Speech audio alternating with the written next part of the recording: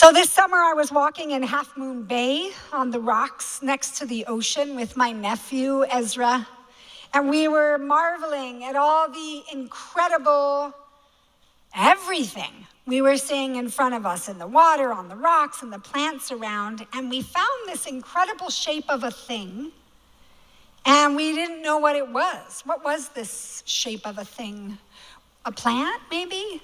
We took a picture of it, and we looked it up later, and turned out it was lichen. Some of you know that I've been in this deep dive on fungus and fungi and their fruits, as I talked about last night, the truffles, the mushrooms. And people have asked, why did this happen? I feel like this happened to me a bit, and I'll just share that about a little over a year ago, people started giving me mushrooms of all kinds everywhere I went. Not kidding. It just started happening to me. Including images of mushrooms, as well as the real thing, just mushrooms everywhere. It was around the time that I also, some of you know I have an ongoing adventure of the effects of radiation on my inner ear. And about a year ago, when people started offering me mushrooms, it was the first time I had developed a fungal infection inside of my ear. So fungus is everywhere. Fungus is everywhere. It's in our bodies, it's under us, it's all around us. Nothing really could be without these networks of fungi all around us, connecting us to this incredibly beautiful and complex world. And yes, I know fungus can sometimes go a little crazy. Some of you are like, you watched The Last of Us. I'm aware of that. And fungus can also take us to incredible places, which I know some of you are also very familiar with. So when we were at the ocean, what we were marveling at was lichen. And lichen is a coming together of a fungus and algae. Fungus and algae together comes to be a lichen. It is not one or the other. It is both. A symbiotic merger of the two is now lichen. They are bundles, groups of life forms interconnected, forming systems and ecosystems that we are just one part of. The prophet Amos tells us in ancient times and today that we are created as bundles on this earth. Haboneh b'shamayim v'agudato al aretz. We are agudah, and agudah can be a bundle of humans. In fact, it is inside of the Amidah prayer we just chanted this morning. This agudah echat, this oneness of a bundle of us. And it also can refer in Torah to plants like hyssop, a bundle of hyssop. There is, I'm praying there is, but let's just say there is a profound paradigm shift, a great turning in so many areas right now of science and health and governing and art making and more that is finally returning to seeing that everything is connected to everything else, that we are inside of an interdependent reality all the time. And if we don't do this, friends, you can fill in the blanks. With climate change and earth and human needs for health and housing and safety and survival and thriving, we really must have this shift. Certainly there are those who've been seeing it and talking about it for a very long time. Talking about it, yelling about it, telling everyone what our climate and our earth need, about what people need for interconnection between our struggles and our needs, and they're not ever separate. People have been saying this, hoping to be heard, expressing this yearning, the imperative of this shift. It is a shift, and it is a return. Teshuvah, return. As I shared last night, we are an ancient people, soaked, saturated, full on, all over, all the time in an interdependent reality. So much so that, as I shared, it's strange to pull out interdependent teachings because they just are who we are. And yet, living in this land with a false narrative of independence, we must find our teachings. So last night, I taught on minyan. And tonight, we will look at Teshuvah as an interdependent path. These are just two of the many spiritual paths of interdependence in our tradition. Rebecca Solnit writes about this paradigm shift. She said, new ideas about justice, equality, kindness, about interdependence as the first lesson that nature teaches us, appeared on distant horizons like clouds, and then soaked into the soil of the collective imagination like spring rain. Many of the new ideas are really old, discarded, discredited ideas that came back because we wanted or needed them, or because we were more able to hear the people who had never forgotten them.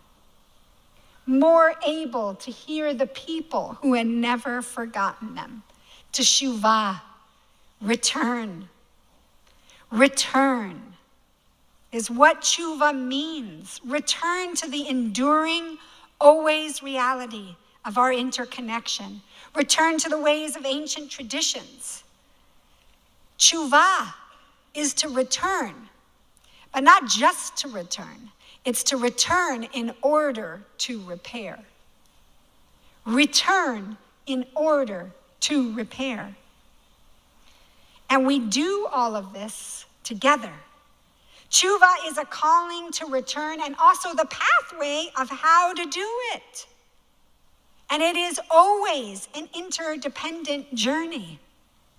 We talked last night, and Aaron mentioned this morning the Ashamnu, Bagadnu, all of this, Teshuvah, Al Chet Shechatanu Lefanecha, new, we, new is we. We are here to do Teshuvah together.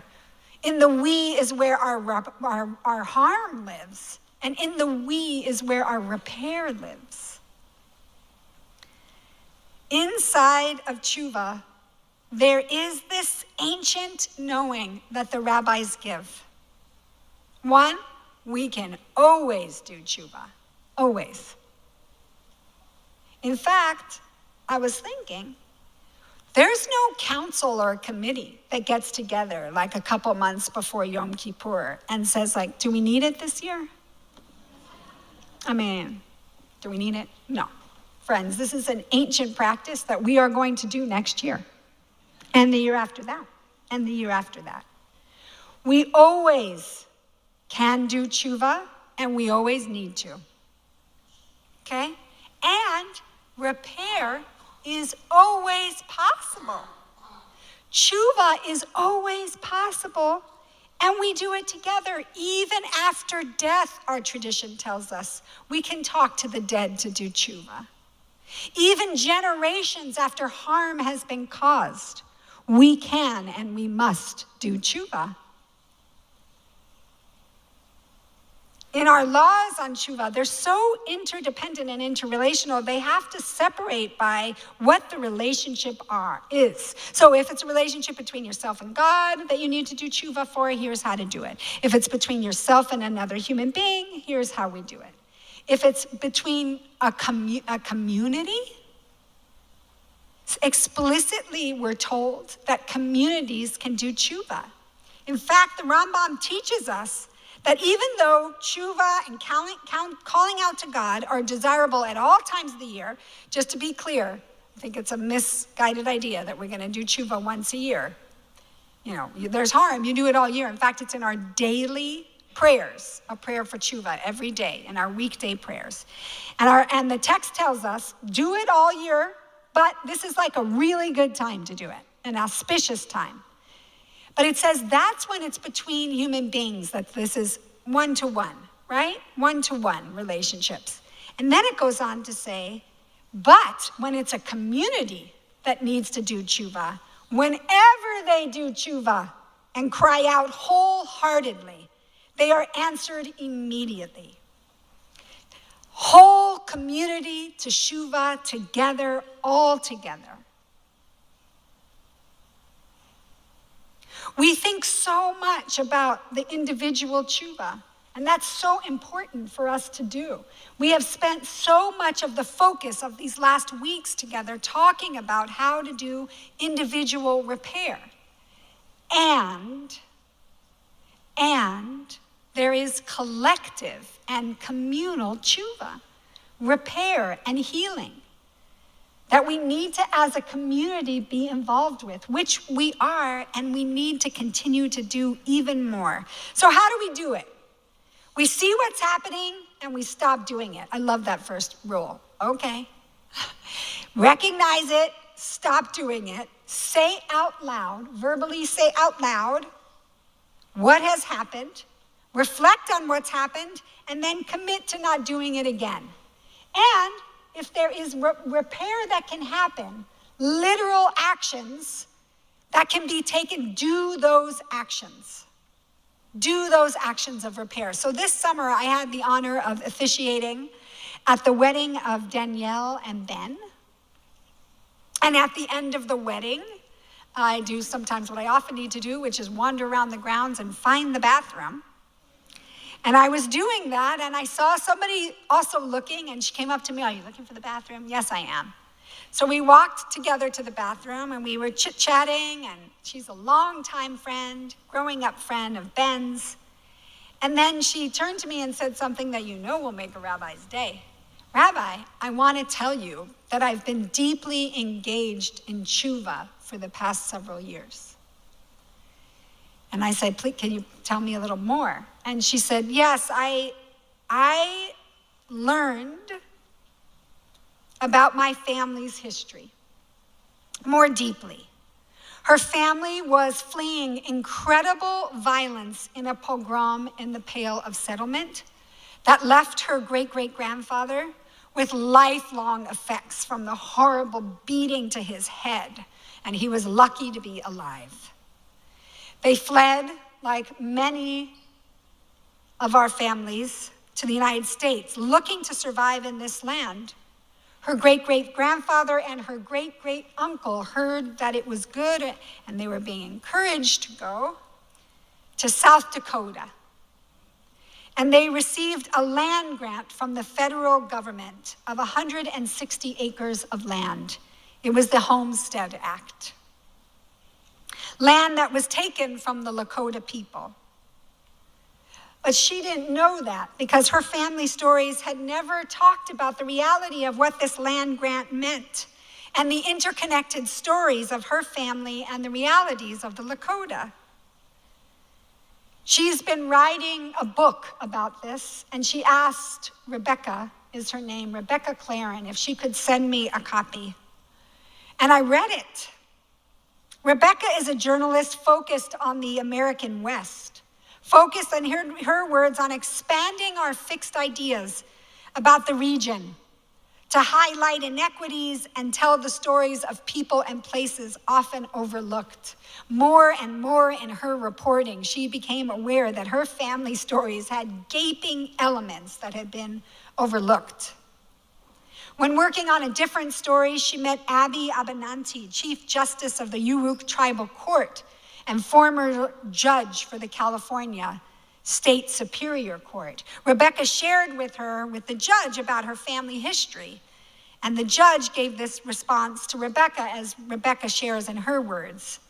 The judge told her, "Study the culture and traditions of my own people. Learn how to respond to harm. Every culture has experience with being wrong. Find your culture's way forward." In response, she contacted her rabbi in Portland, and they entered deeply into Chavruta study over several years, learning about Teshuvah, and over and again, over and over again. We are told to do the truth-telling out loud and preferably publicly. So this was her attempt. Her investigations and interviews and writings is her attempt. She says the book isn't a complete history of the Lakota or of immigrant Jews to South Dakota, but it is a narrative of the connective tissue between these groups, the ways their entangled histories pull and push against each other and refute the idea that pieces of the past exist in isolation. And she does that page after page, sharing the interconnected realities of the harm experienced and the harm participated in, and which was not integrated in what she had learned of her family.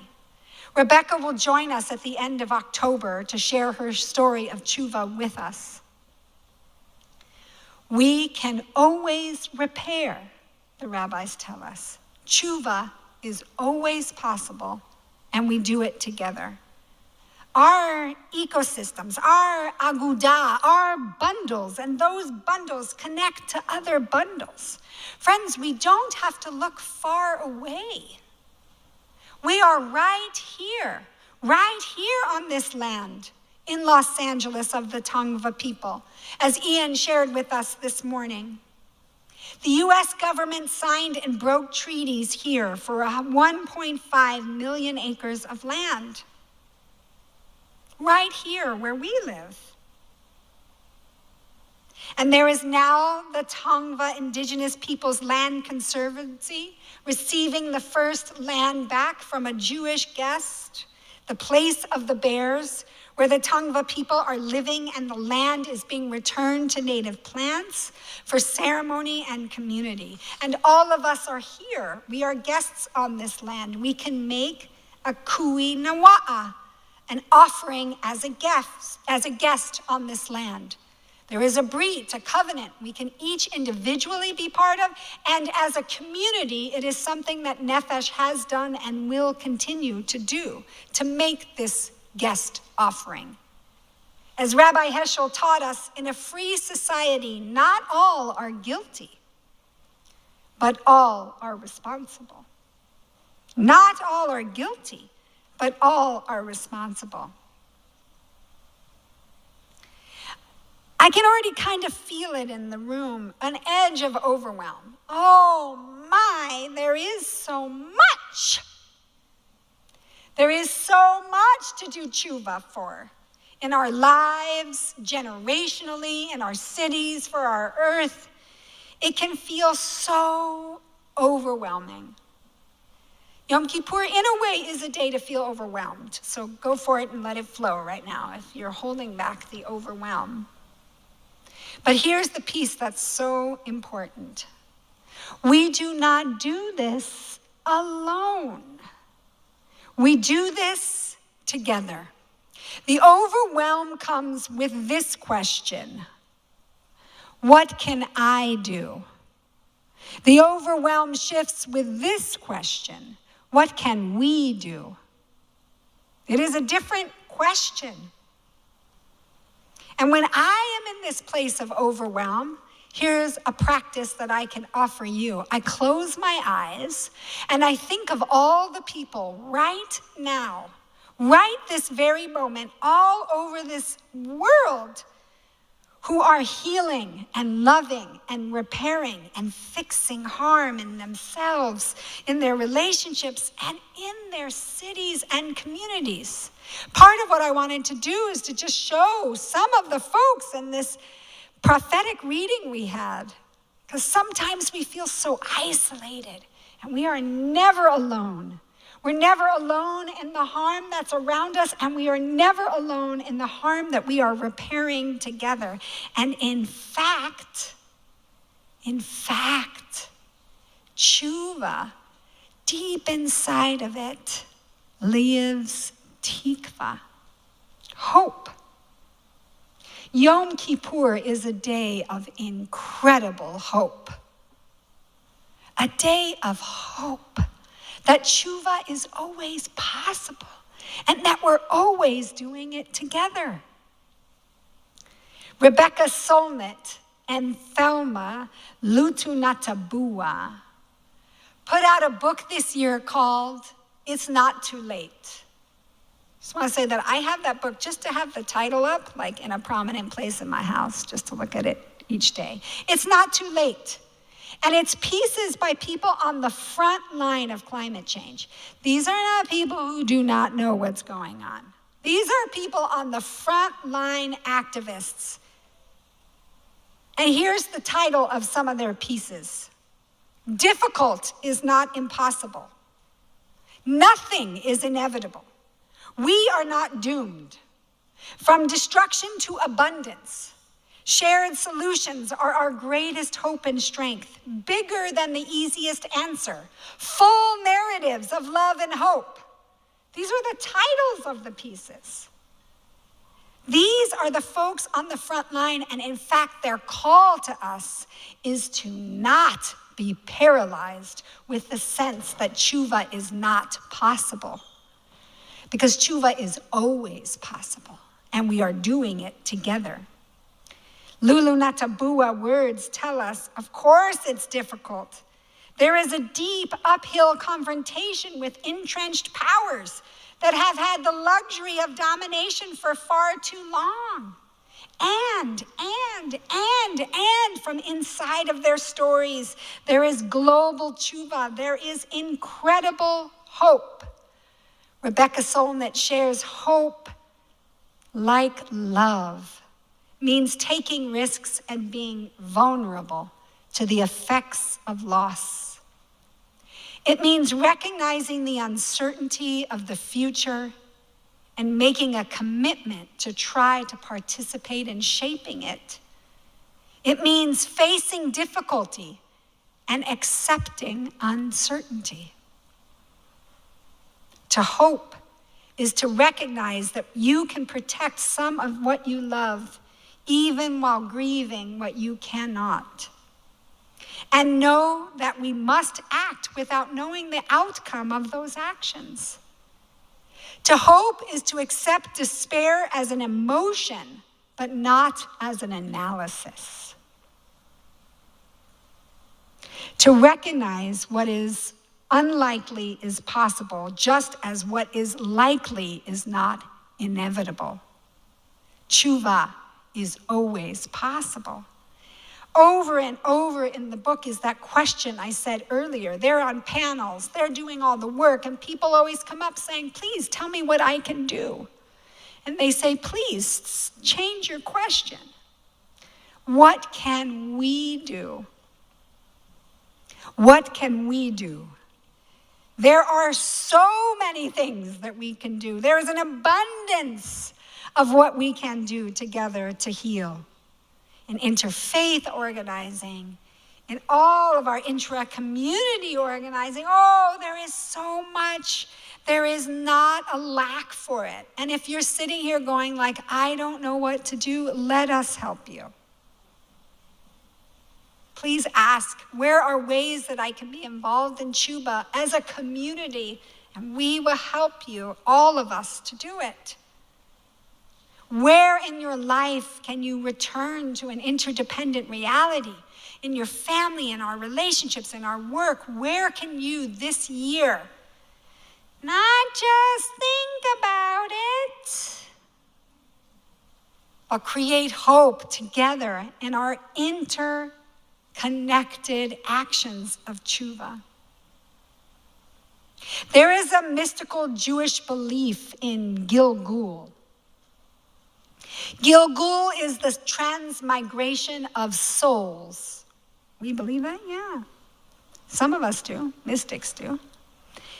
And what that means is that souls who have lived and died can re-enter us.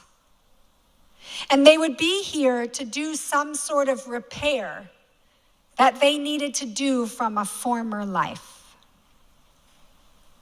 Some people believe that at this point we are all Gilgulim, because there have been so many generations.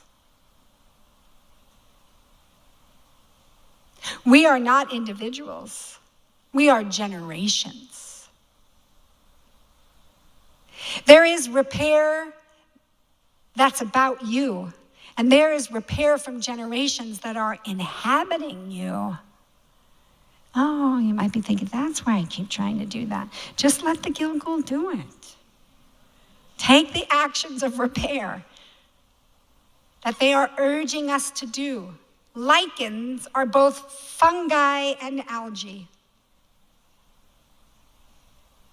We return to end with the lichens. Botany and the biological understanding of plants for some time have been talking about how everything is connected to everything else. And yet animals, like ourselves, have sort of been left out. Well, plants are all interconnected with, the roots and the soil and all of it. But animals, maybe not so much. Aha, that is not true. Gilbert, Sapp, and Tabor put together out an important scientific article called A Symbiotic View of Life. We have never been individuals. They go through each of the areas of animals: anatomical, developmental, physiological, immunological, genetic, and even our evolution, to conclude animals can no longer be considered individuals in any classical sense, in any sense of classical biology.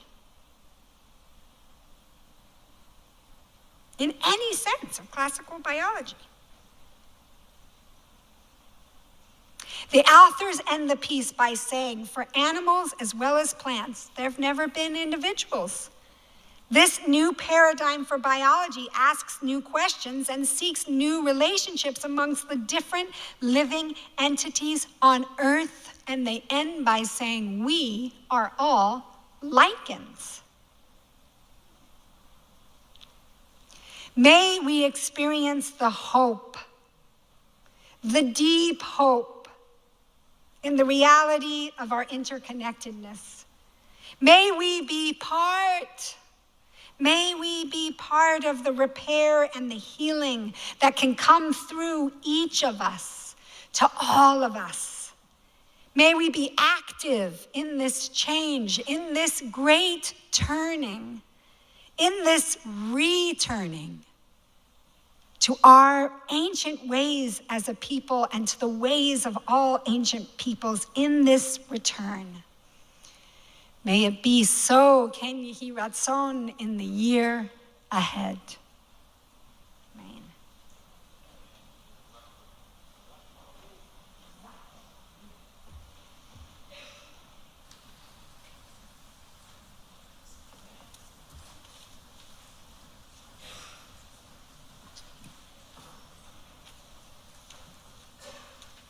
So, in the spirit of our interdependence, those of you who come to Nefesh know that we often sing a song sort of to you after Rabbi Susan speaks. And now we are inviting you to sing with us if you would like. And some of you may know this. I understand there's a little piece of paper somewhere in your pews, in your... Probably at the end. And we'll begin and then we'll repeat. And we invite you to sing with us.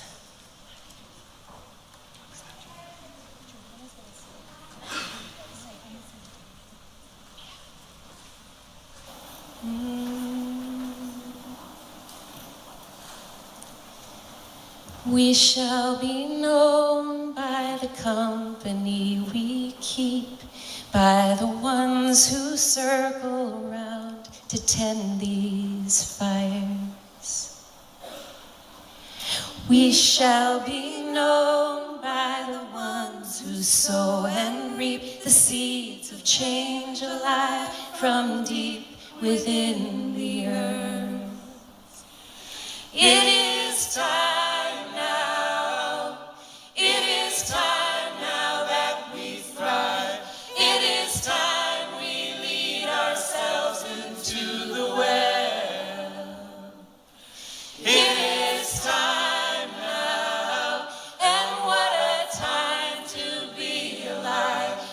This great turning we shall learn to lead in love. In this this great turning we shall learn to lead in love. We'll start again.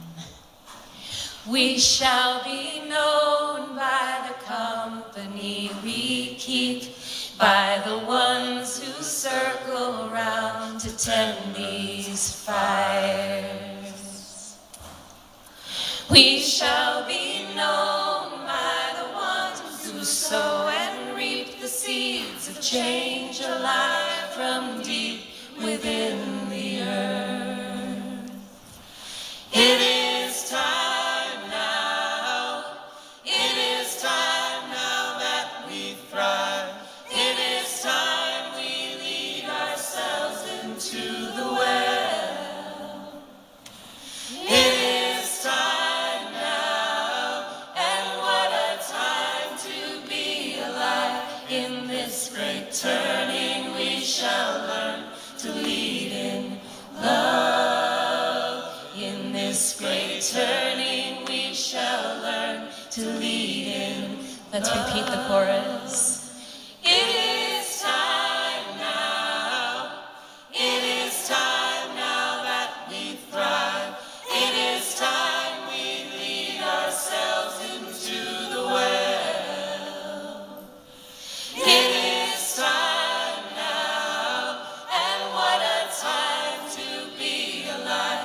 In this great turning we shall learn to lead in love. In this great turning we shall learn to lead in love. In this great turning we shall